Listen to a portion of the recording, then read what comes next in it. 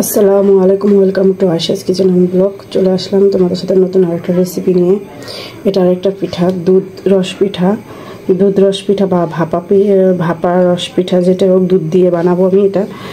যাই হোক, আমি তোমাদের সাথে শেয়ার করবো। এখানে চাল নিয়ে নিয়েছি আর এখানে ময়দা নিয়ে নিয়েছি 1 কাপ। আমার এই দুইটা জিনিস লাগবে, আরেকটা জিনিস লাগবে আমি দেখাচ্ছি। সব কিছু একসাথে আমি এখন ভাঙিয়ে নিব। এখন এখানে চিনি তুমি দিলেও পারো, না দিলেও পারো, কিন্তু আমি একটু ব্যবহার করবো চিনি। এই যে ছোটো চামচের 1 চামচ চিনি ব্যবহার করলাম। আর একটু লবণ দিয়ে দেবো। এই দেখো, অল্প একটু বেকিং পাউডার দিয়ে দিলাম, আর সাথে একটু বেকিং সোডা দিব এটার জন্য, এটাই আমার লাগবে একটু।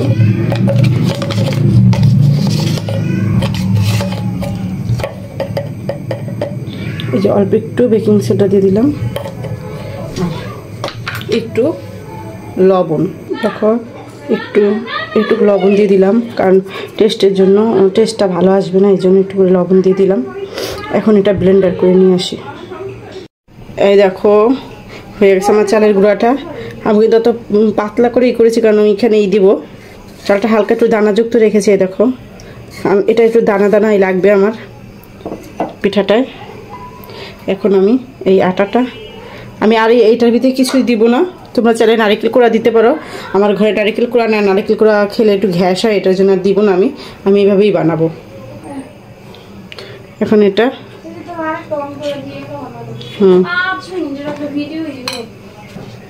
একদম শর্টকাটে আমরা এই পিঠাটা বানিয়ে নিতে পারবো। চালের গুঁড়োটা দিয়েছি, তোমরা চাইলে এটা সুজি দিয়েও করতে পারো, কিন্তু আমি চালের গুঁড়া দিয়ে করব। এটার জন্য চাল দিয়ে দিলাম, চালের গুঁড়া দিয়ে করে নিলাম। শুকনো চালের গুঁড়া দিয়েও করতে পারো।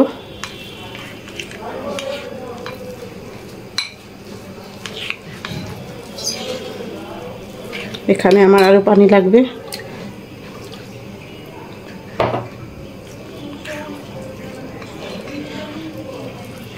সুন্দর করে একটা ব্যাটার তৈরি করে নিব।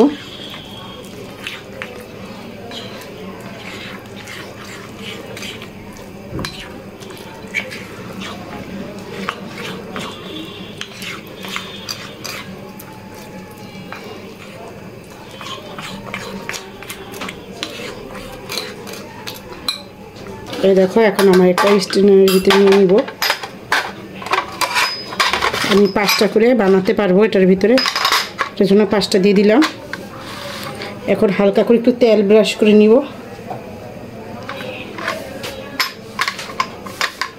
হালকা করে তেলটা একটু ব্রাশ করে নিবে, তাহলে পিঠাটা উঠানোর সময় বেশি কষ্ট হবে না, সুবিধা হবে।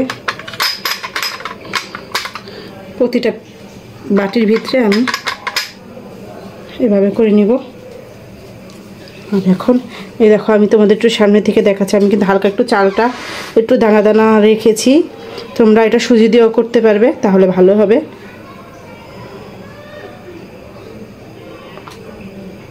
পুরা বাটি ভরে দিব না, ছোট এই আন্দাজ দিয়ে দিব।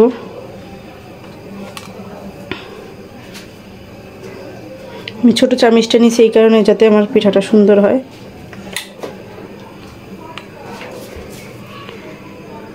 দেখো,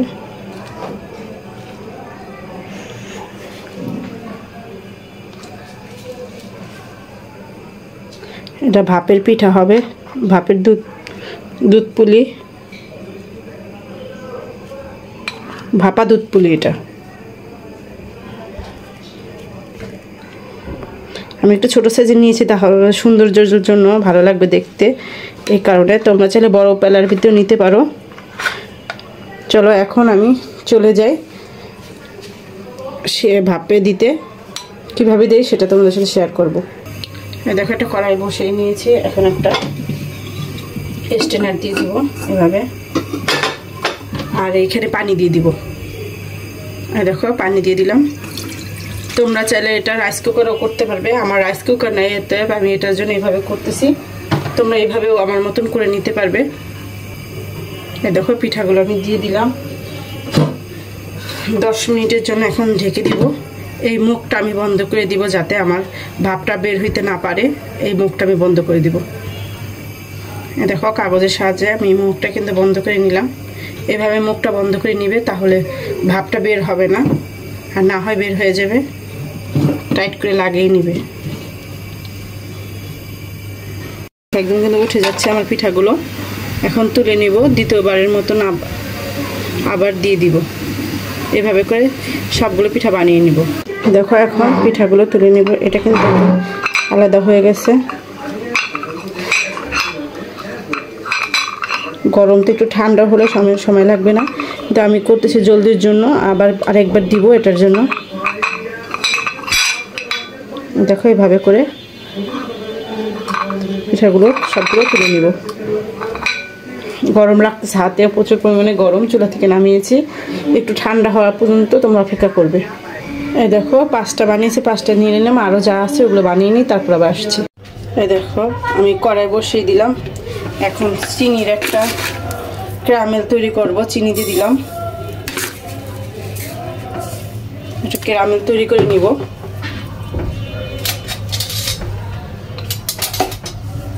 পিঠাগুলো আমার হয়ে গেল, এটার জন্য আমি এখান থেকে দুধটাও রেডি করে নিতেছি, আমার সুবিধা হবে এই জন্য।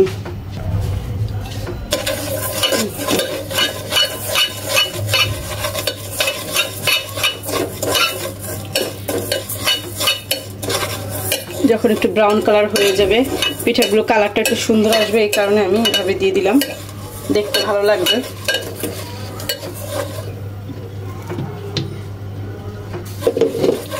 একটু কালারটা চেঞ্জ হলেই আমি দুধ দিয়ে দিব।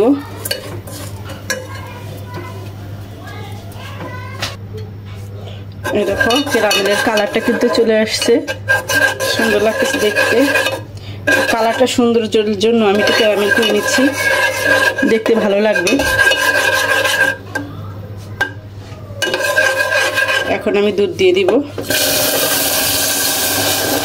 তোমরা ভয় পাবে না, ক্যারামেলটার জন্য একটু হবে, পরে আবার ঠিক হয়ে যাবে, সমস্যা নেই।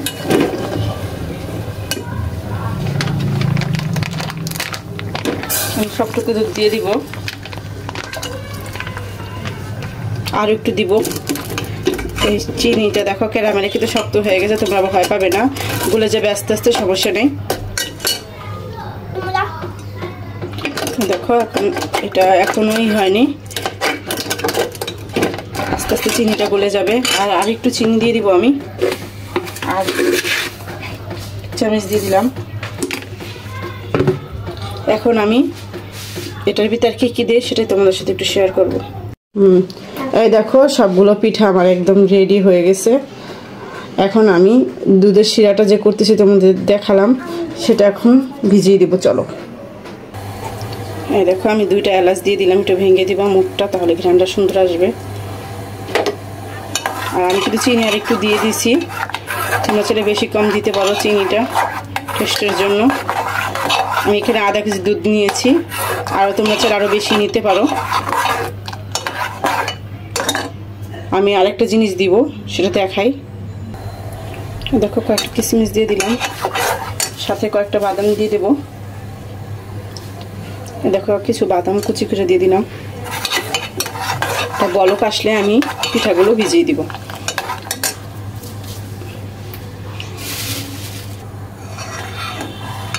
কিছু করিস না। এই দেখো এখন পিঠাগুলো আমি ভিজিয়ে দিব রসের ভিতরে। একটা বলক দিয়ে নিয়ে আসবো পিঠাগুলো। সবগুলো পিঠা এভাবে দুধের ভিতরে ভিজিয়ে দিব। 5 মিনিটের মতন বলক দিয়ে নিব।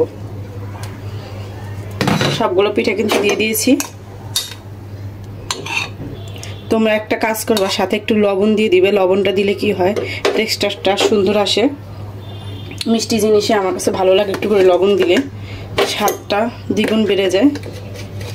একটু করে এই যে লবণ দিয়ে দিলাম।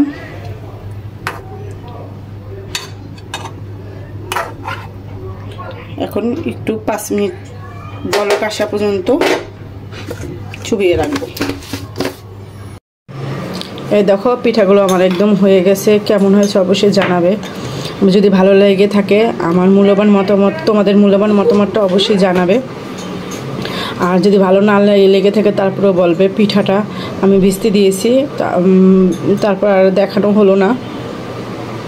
সবাই ভালো থাকবে, সুস্থ থাকবে। আসসালামু আলাইকুম, আল্লাহ হাফেজ।